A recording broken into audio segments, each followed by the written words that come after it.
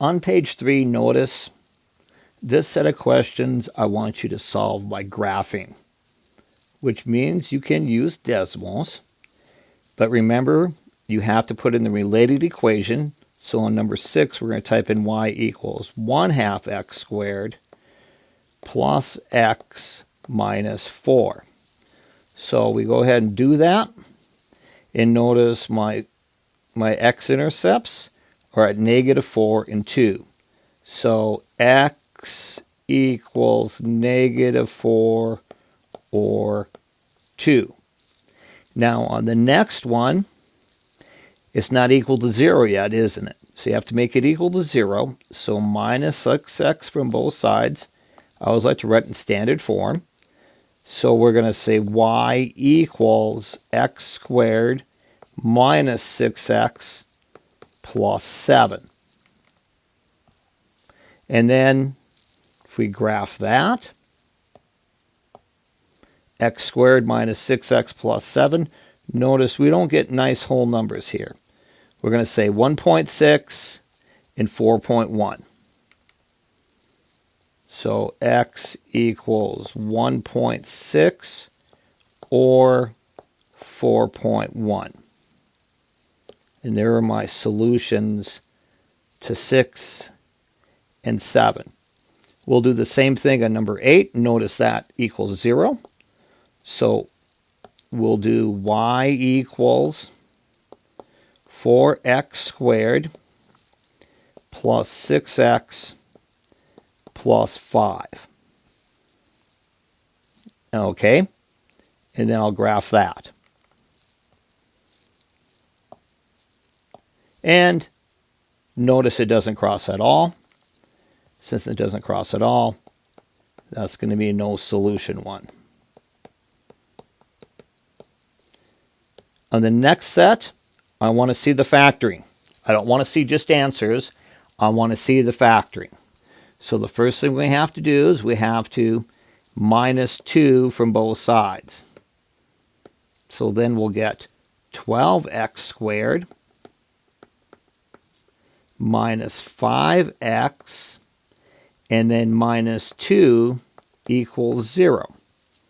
Now, I think I'm going to factor this one by guessing and checking because there's only 2 things that multiply to -2.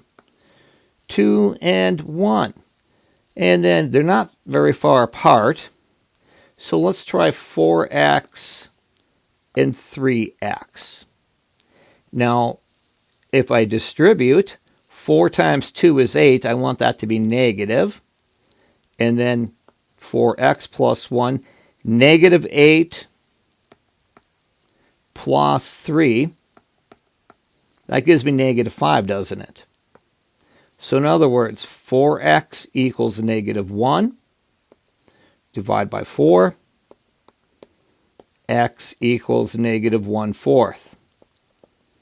And then 3x equals +2. Divide by 3. We get 2/3. No decimals. I want to see the factoring. -1/4 or 2/3. Okay, on number 10, we're also going to solve this by factoring. But notice, unlike number 9, first of all, everything's equal to 0, but something goes in all of them, doesn't it? So 3 goes into all of them, which I think makes it easier. Let me change colors here. Makes it easier to factor. So I get 6y squared plus 13y minus 5 equals 0. And just like the last one, I think I'm going to guess and check because there's only 2 things that multiply to 5. 1 and 5. And let me see, I need numbers that multiply to 6. How about 3y and 2y? Now 3y times 5 is 15. And 2 times 1 is 2, and I want to subtract those. And I want to get a positive 13, so I want 15 to be positive and 2 to be negative. And there we have it. So we'll say 3 is not 0. We don't care about that one. So 3y equals 1. Divide by 3. X would be 1/3. Or 2y would equal to -5. Divide by 2. Y would be -5/2. Once again, I want to emphasize this. I don't want decimals on this section. Okay. Now on number 11, that does not equal to 0. So let's minus 22x from both sides.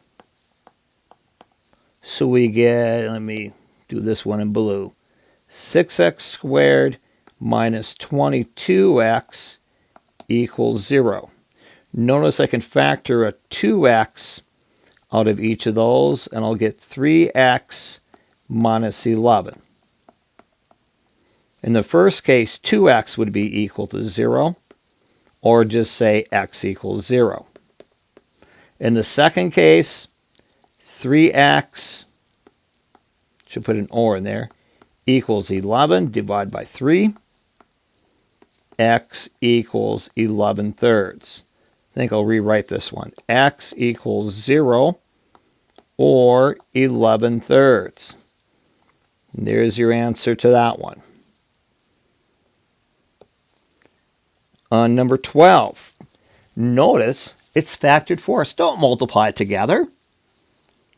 And it equals 0. So in other words, 4x minus 3 equals 0. Or, in fact, I don't think I'm going to say that. I'm just going to go straight to my opposites. So in other words, I know 4x equals 3. Or 2x equals -7. So in the first case, I'll divide by 4. So x equals 3/4. In the second case, I'll divide by 2. So x equals -7/2. And there's our answer to that one. Okay, on the number 14, make it equal to 0. So I'm going to minus 14x from both sides, because I like to keep the x squared positive. So then we're going to get 5x squared minus 14x equals 0. Well, we can factor out an x out of both of them. We get 5x minus 14. So in the first one, x is 0. In the second one, 5x equals positive 14. I'll divide by 5. So x equals 0 or 14/5. And there we have that solution.